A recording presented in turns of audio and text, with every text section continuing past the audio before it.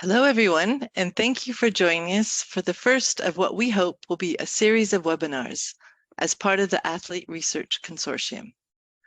I would like to welcome everybody to today's webinar entitled Prenatal Exposure to Phthalates, Bisphenol, and Organophosphate Pesticide Mixtures and Fetal Growth. My name is Janan Jensen, and I will be your moderator for today. I'm the Executive Director of the Health and Environment Alliance, or also known as HEAL. It's a European not-for-profit organization addressing how the environment affects health in the European Union and beyond.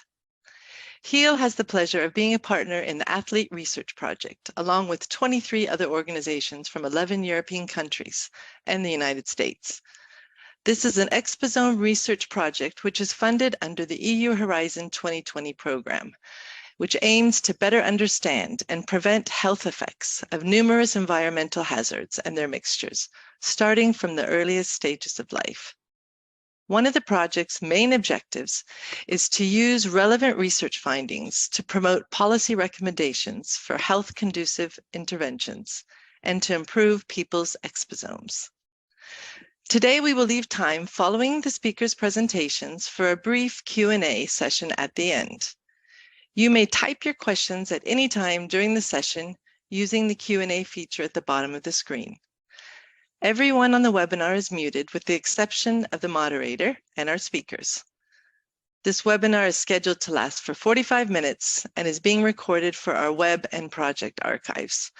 You will receive an email from us when the recording and supporting materials are published online. If you're experiencing any technical problems today, please let us know through the question and answer box. So with that being said, I'm pleased to introduce our main speaker, Dr. Kelly Ferguson. She is specifically trained in chemical exposure assessment, reproductive health endpoints, advanced statistical methods, and epidemiological study design.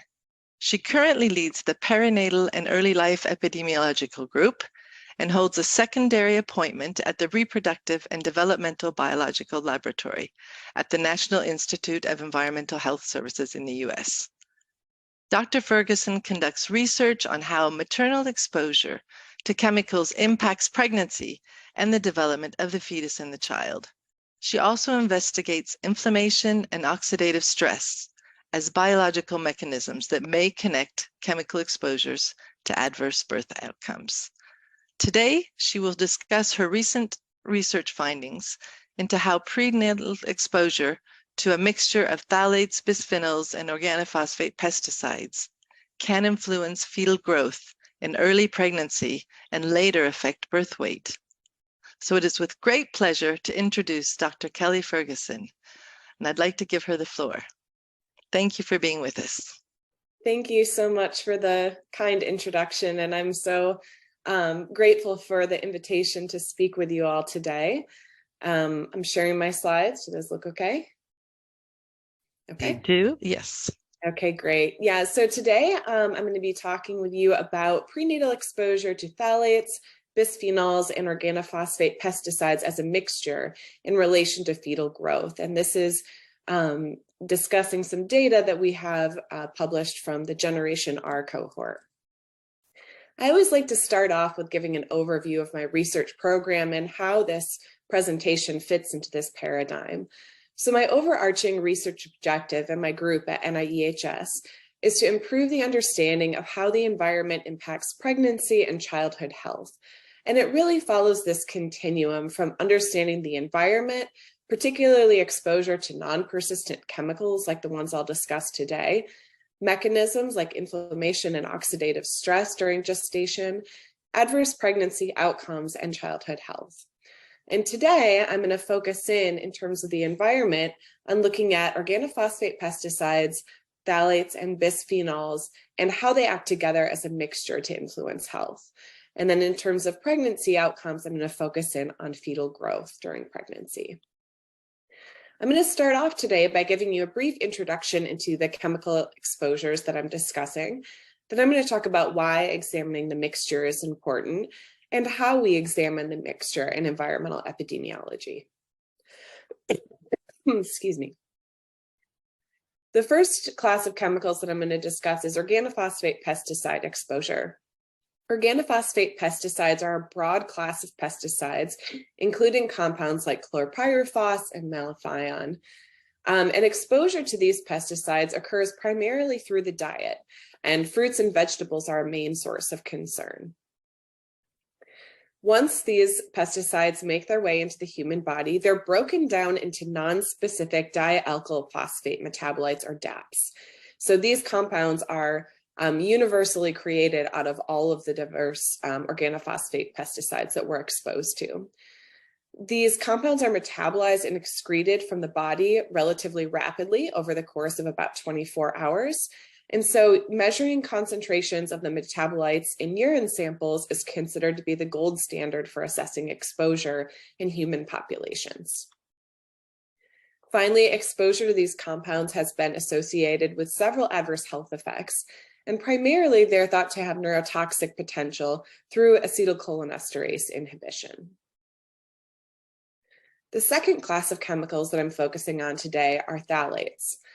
Phthalates are chemicals that are used ubiquitously in personal care products like lotions, perfumes, and deodorants. They're also used to soften vinyl plastics that are used in flooring and other building materials. And they're also used in food and beverage packaging materials. Once phthalates make their way into the human body through ingestion, inhalation, or dermal absorption, they're broken down into their monoester metabolites, and like the organophosphate pesticides, they're excreted rapidly in the urine over the course of 1 to 2 days.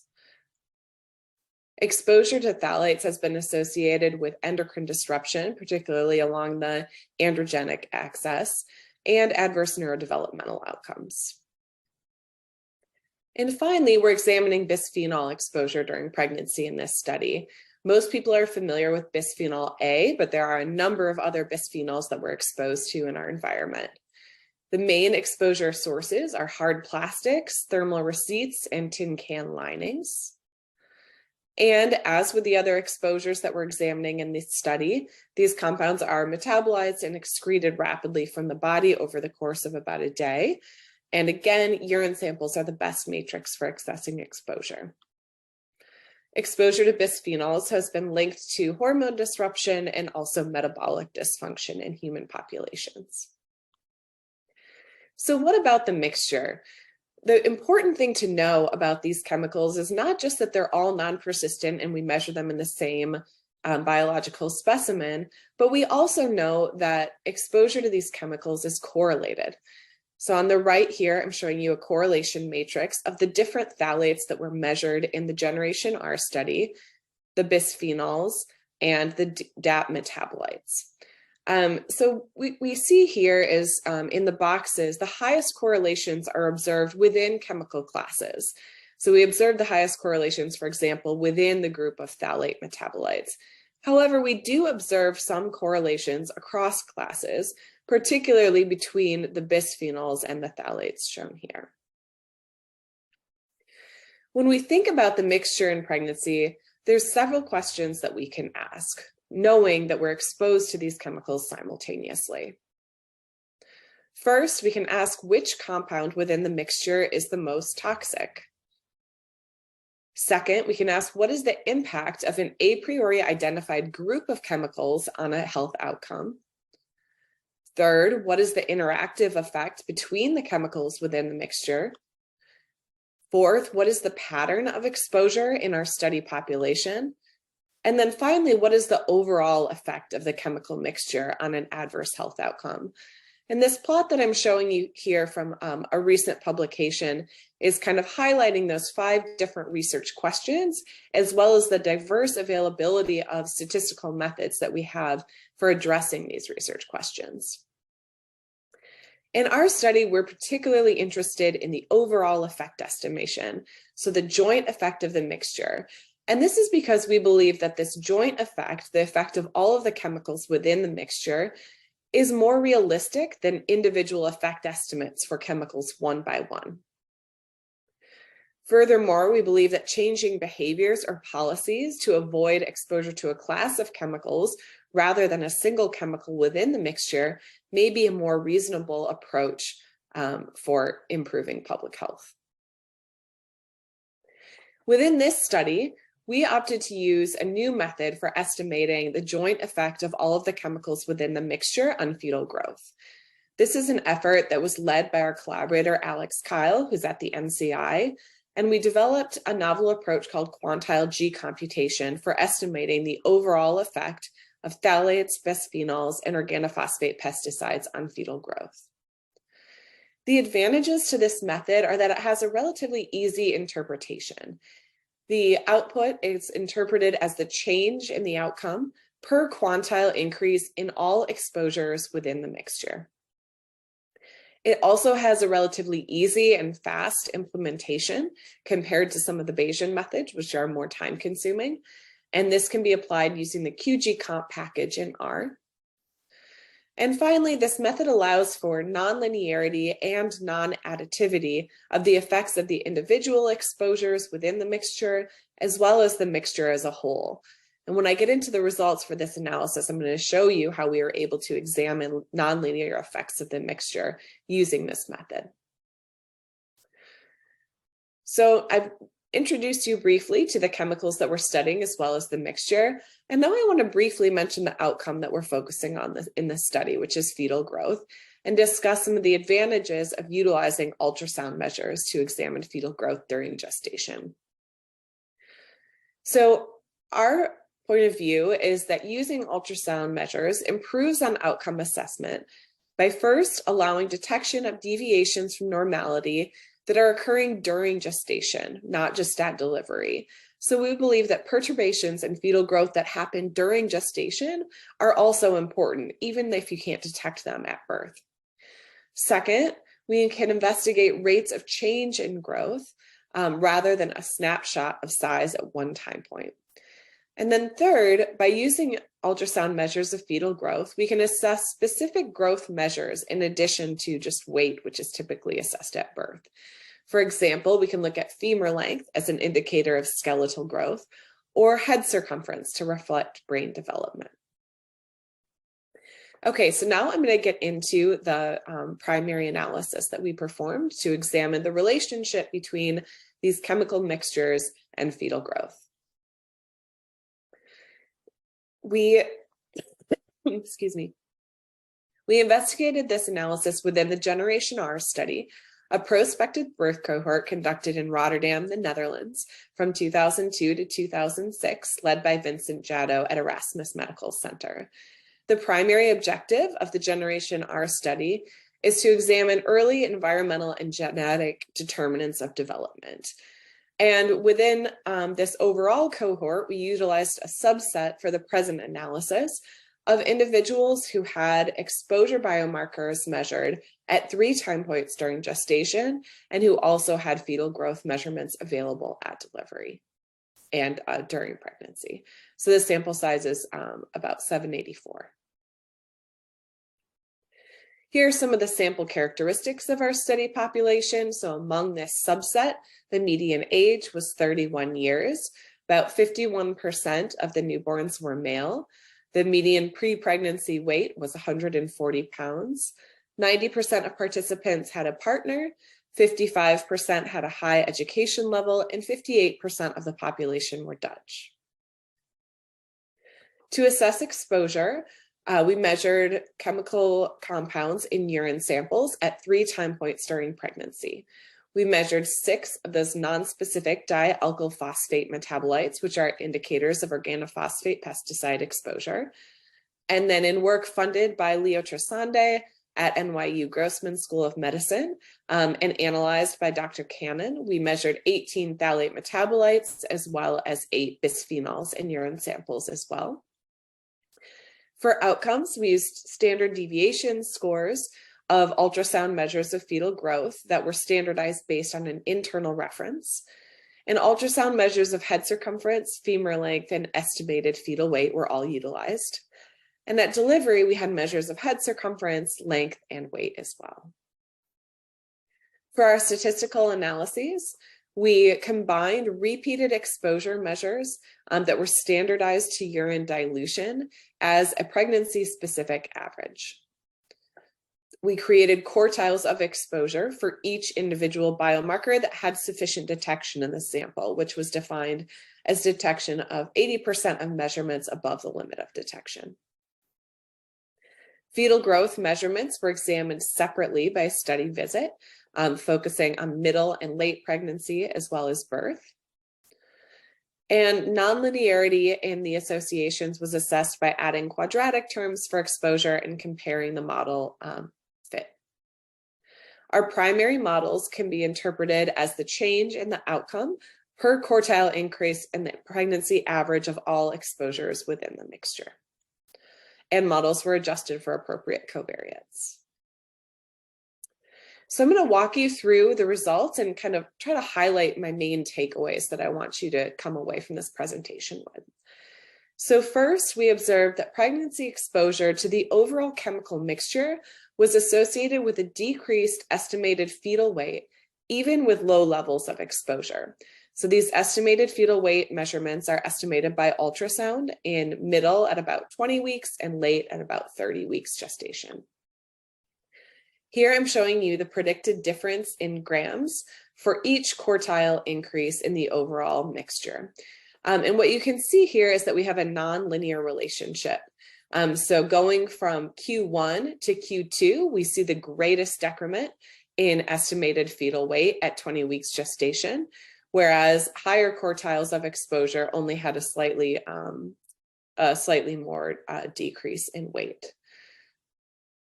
Similarly, at 30 weeks gestation, we observed the greatest difference in estimated fetal weight going from the first quartile to the second quartile of exposure to the overall mixture. The second point that I want to share with you is that the pregnancy exposure to the mixture was associated with birth weight, but only at higher levels. So whereas we saw an association with lower levels of exposure for the estimated fetal weight measurements taken during pregnancy, it required a higher level of exposure to influence birth weight at delivery. So this figure is showing you the predicted difference in grams of birth weight per joint exposure quartile increase. And what we see here is that the greatest decrease in weight is with individuals who are in the upper quartile of exposure to all chemicals within the mixture. The next point is that these effects appear to be driven by phthalate exposure. So those results that I showed you were for the overall chemical mixture, but we also examined mixtures separated out by class. So looking at the phthalates by themselves, the bisphenols, and the organophosphate pesticide metabolites. Here I'm showing you those same plots, but just for the overall phthalate exposure mixture. And we see the same pattern that I showed you for the overall results, where the greatest decrease in estimated fetal weight at middle and late pregnancy was for going from Q1 to Q2 for exposure. And for birth weight, the greatest difference was when you were in the upper quartile of exposure. Additionally, the associations with estimated fetal weight appear to be driven by femur length. We really didn't observe any associations between the overall mixture and head circumference. So this is important for understanding kind of the biologic implications of our findings.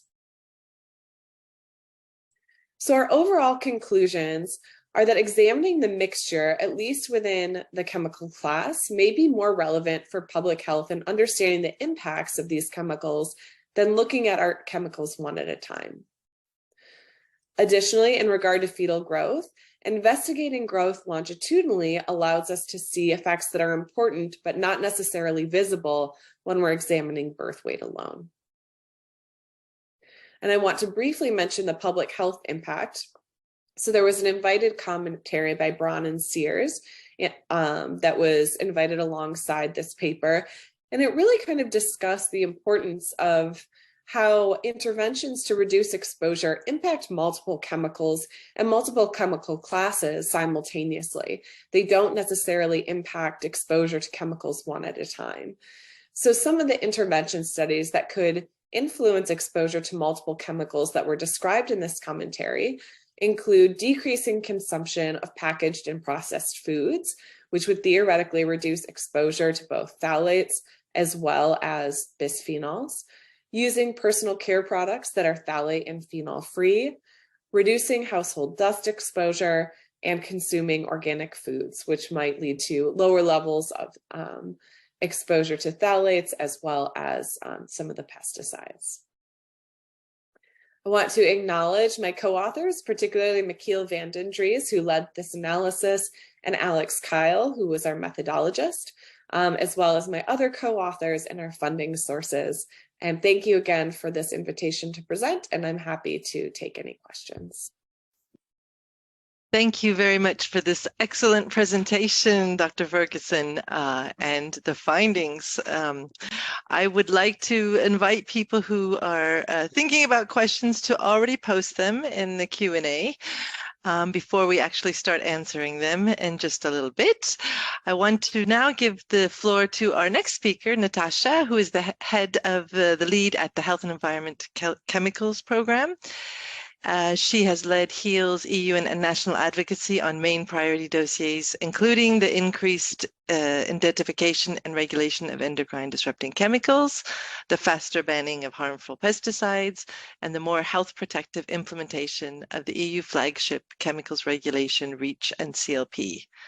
Natasha represents HEAL in the EU Commission, the European Parliament, and member states fora, as well as sitting on the committees in the EU Chemicals Agency. Natasha is joining us today to discuss the relevance of this research for work on the European chemicals advocacy and the potential impacts for the EU chemical policies.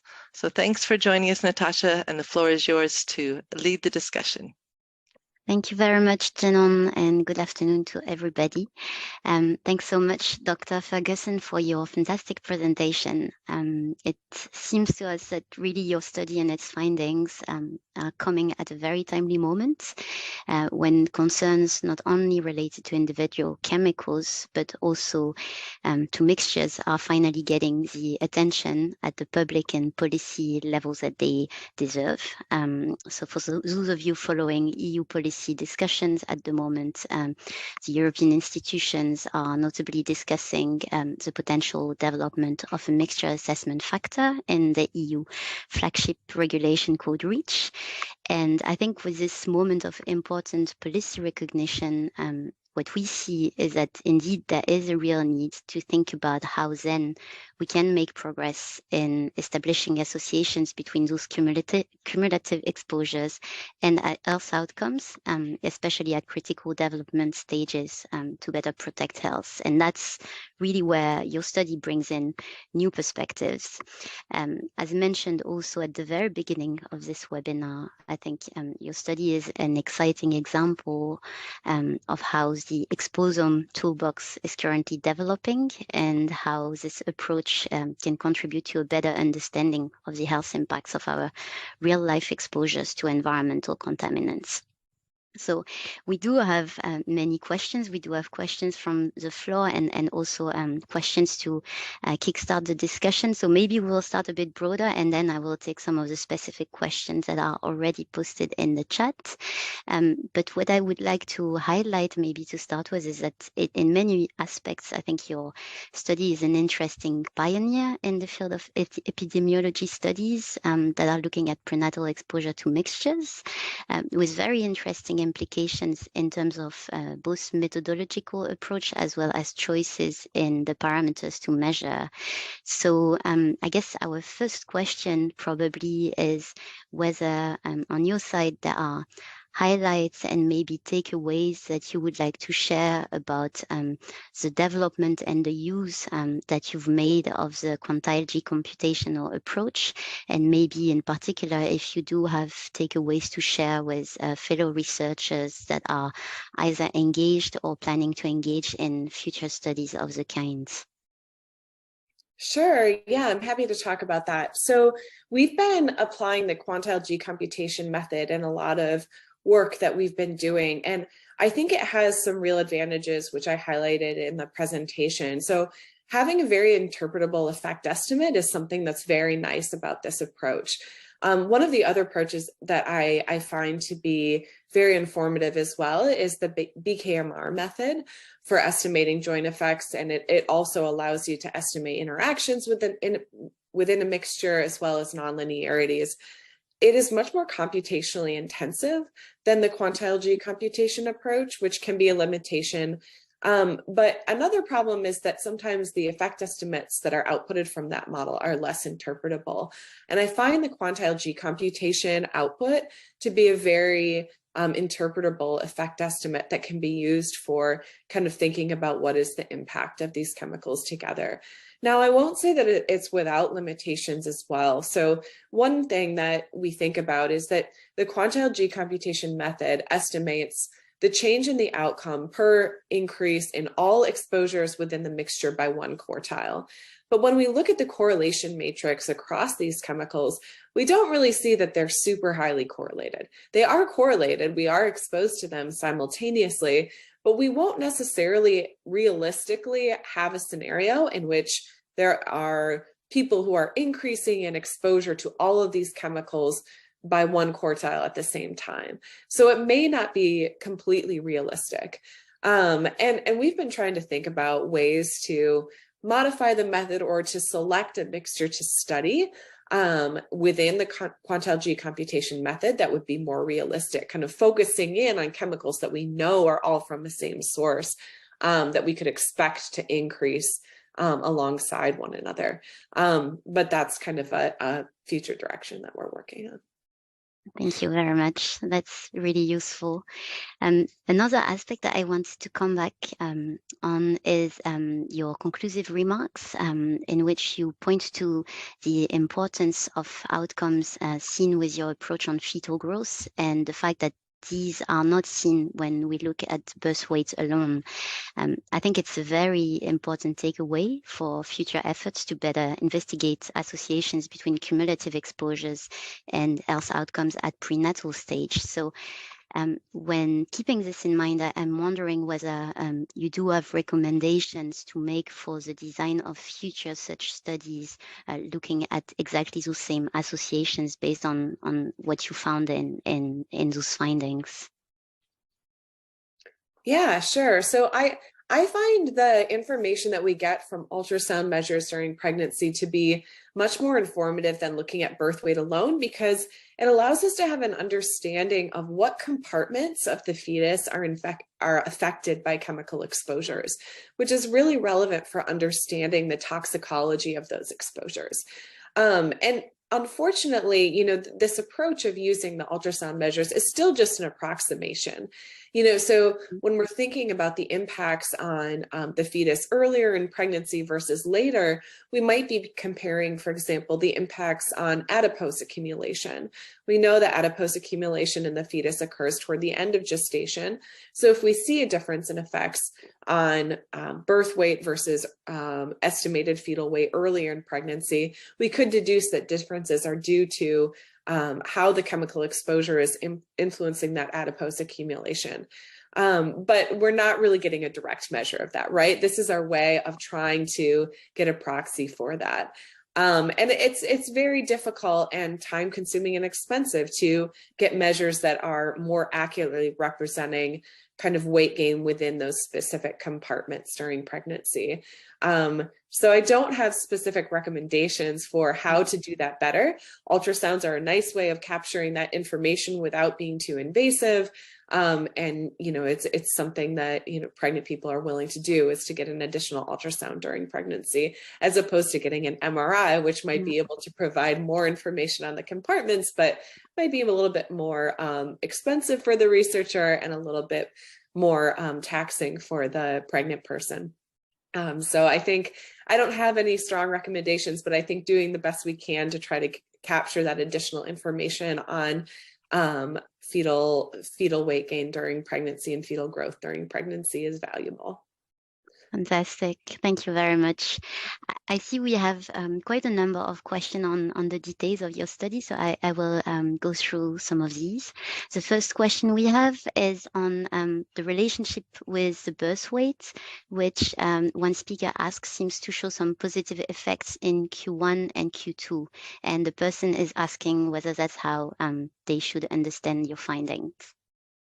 Yeah, so we did see some heterogeneity in the effect estimates across the quartiles. So you might have seen kind of like some slight increase in birth weight in association with going from Q1 to Q2 or, Q2 to Q3. But I believe those confidence intervals generally cross the null. So we tried to, there's a lot of different kind of comparisons that we're examining when we're looking at the changes across these quartiles. So we tried to look at the overall pattern and kind of take away some results based on those rather than focusing too much on the individual effect estimates. Very good.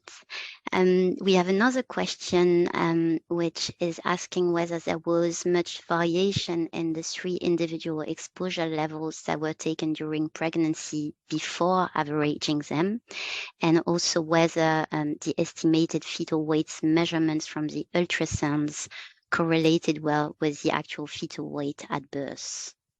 Okay, those are 2 very good questions. So the first question is about the exposure assessment and, our approach of taking the average of levels across the course of gestation.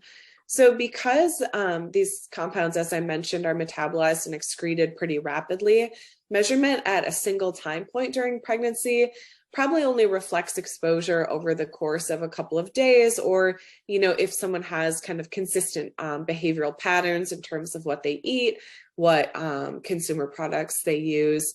It might be a little bit more stable, maybe the course of a couple of months. So by taking the average over pregnancy, we were really trying to get a more stable estimate of the individual's exposure across the course of gestation. We did take an approach in this manuscript to examining the chemical exposures individually. There was no clear pattern that I remember in the exposures across the course of gestation, but they do vary somewhat.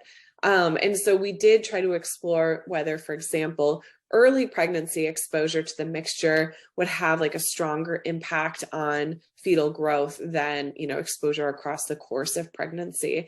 And we didn't observe very much variation when we looked at exposure in that way. So that's a good question. The other question is about estimated fetal weight and how well that correlated with birth weight at delivery. I don't remember if this has been, it's probably been examined in the Generation R cohort before. There's complications to looking at this correlation because the estimated fetal weight formula, which the one that we used in the present paper, I believe, was the Hadlock formula, which is based on kind of combining information on the femur length, the head circumference, and the abdominal circumference. And this formula isn't perfect, and it also kind of varies a little bit over time. So if you have a baby who's born earlier, the correlation between the estimated fetal weight assessed by ultrasound and the birth weight might not be as high as when you have a baby who's born at 40 weeks gestation. So I don't know exactly what that was like in this study population. We did do some sensitivity analyses, removing individuals who had complications of pregnancy, things like preterm birth or preeclampsia, which were relatively few in this study population, to try to get at that issue. Thank you. Thank you very much. There's lots of excitement in the questions that we're receiving about your presentation. I think that was interesting to everyone. Another question that just came in is what your thoughts are on using repeated exposure analysis rather than an averaged value in pregnancy in this case. Yeah, so as I said, it's kind of like having the average might give you a better indicator of exposure across the course of gestation. But the problem with that is if you have a vulnerable window, like early pregnancy is a pretty sensitive window for fetal development, then taking an average could obscure those effects. So I really appreciate that comment because it highlights that, average isn't always the most ideal for estimating associations with an outcome. We did the best job in this study that we could by looking at the average exposure, which we thought would be kind of the best indication versus looking at exposures in individual trimesters. but there are much better studies now that are doing exposure assessment by examining repeated measures within the vulnerable windows. So for example, I believe the Cepages cohort is examining exposure, looking at repeated measures within a week in each trimester in order to more accurately estimate exposure during those windows. So this is still the approach used in the Generation R study, is an improvement over other studies where we have only a single spot urine sample at one time point during pregnancy. But certainly some of the more recent studies have improved on this exposure assessment approach. Thank you. Several participants are really highlighting the advantages in terms of learning and action from your approach. And one participant is asking whether you could speak to the observed dampening of the association at the higher exposure levels with prenatal fetal growth. Could competing risks be involved in producing this pattern? i.e., could this high exposure quartile be enriched for resistant fetuses? That is a complicated question. I feel like I need to sit down with this person and have an hour-long conversation about that. So I believe the question is thinking about kind of the difference in pattern that we observe between the associations with exposure and estimated fetal weight measured during pregnancy and birth weight at delivery. And how, when we look at the birth weight associations, we really only observe something when we look at individuals who are in the upper quartile of exposure, and why that might be. Is it possible that those babies are more resistant to the exposures? Or is it possible that there are competing risks that are kind of negating the effects that we're observing of the chemical exposures earlier? I think that it's probably a combination of multiple things, but my kind of, after comparing across the literature and looking at this information, my thought is that the differences in effect are due to the fact that there's so much body mass and adipose accumulation occurring at the end of pregnancy that happens naturally and normally, that is not the compartment that is quite as sensitive to the exposures as we were able to detect based on the ultrasound measures earlier in pregnancy. So it really takes a high level of exposure to influence that kind of adipose accumulation and the increase in body size that the fetus experiences toward the end of pregnancy. But I think that's a really interesting area to dig into further. Thank you very much. That was already a very decent answer for the format of the discussion that we're having. We're going back a little bit more general, and actually one participant is asking whether you could explain how the main driver of the mixture effect was estimated, e.g. You mentioned the role of phthalates. Yeah, sure. So I didn't show it in the presentation, but what we did is we examined the associations broken down by class. So we looked at associations with estimated fetal weight at mid and late pregnancy and at birth, with the phthalate mixture on its own, adjusting for the other chemicals, but not taking them into account when we're looking at the effect estimates. Bisphenols on their own and organophosphate pesticides on their own. And the pattern of associations that we observed with the overall mixture was very similar to what we observed for the pattern for phthalate exposure. In general, we observed very few associations for the bisphenols. We did observe associations with the organophosphate pesticides on their own, but the pattern wasn't similar to what we observed in the overall population. It was more of a linear association as opposed to the kind of nonlinear function that we observed for the overall associations. And I can't remember exactly what it looks like right now, but that's published in the paper too. Was very useful. And I see participants have more questions about this, composition on the mixture. So one participant is asking several questions about this. Which of the 3 groups of toxins that you mentioned has the highest impact on the growth of the fetus? Do you have information that you could share with us on what plastics, especially used by families, contain most phthalates? And will you be making a follow-up study with the children postnatal? Yeah, all great questions. I'm gonna have to have some reminders about those. So the first question was about the more kind of like toxic compounds within the mixture. So as I said, both the phthalates and the organophosphate pesticides illustrated associations with fetal growth. The patterns were a little bit different, and most consistent with the overall pattern was the phthalate exposure. In terms of which one is the most toxic, I think that's really difficult to estimate from an epidemiologic study, and kind of requires some more kind of risk assessment modeling that we didn't do. So that's like a kind of an open question, I think, that we can't draw conclusions on from this analysis. In terms of which phthalates are found in products and what we can avoid, I find that to be a really, really important but difficult question, because phthalate exposure sources are everywhere. And it has been shown in some studies that taking action like modifying your personal care product use to use products that are phthalate or phenol free, or consuming a diet that is comprised of less packaged foods will reduce your phthalate exposure. But there's also been studies that have not been able to arrive at that conclusion, even though they have the same methods.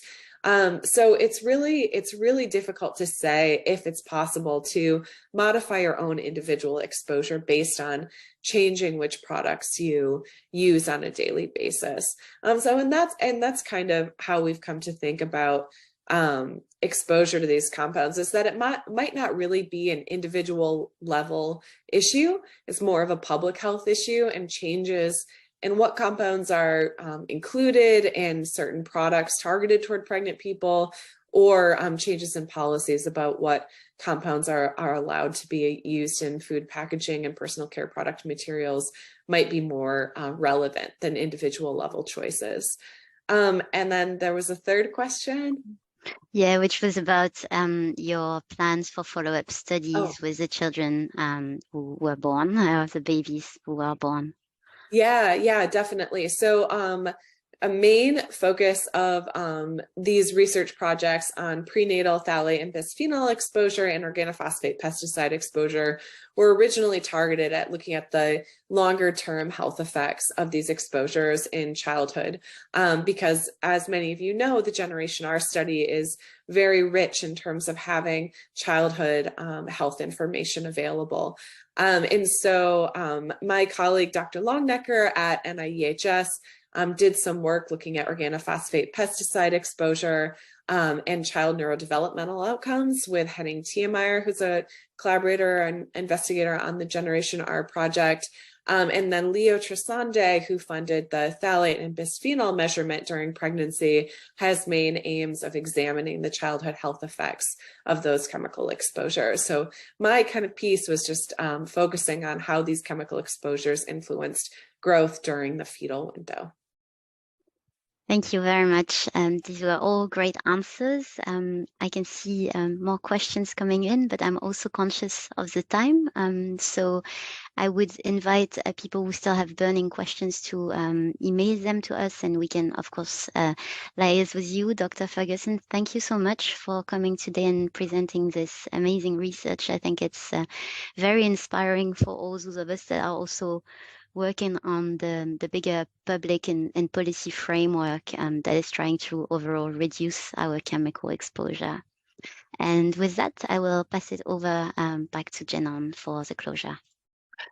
Thank you, Natasha, and really my thanks as well to you, Dr. Ferguson.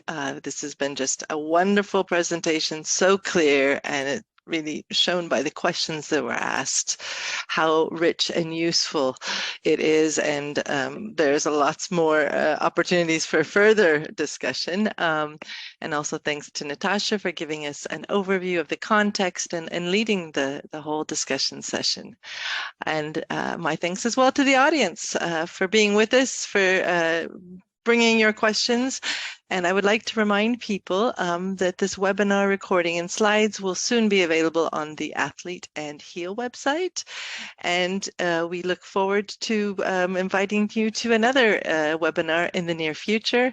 And in the meantime, thank you again once again, Dr. Ferguson, and wishing everybody a good rest of the day.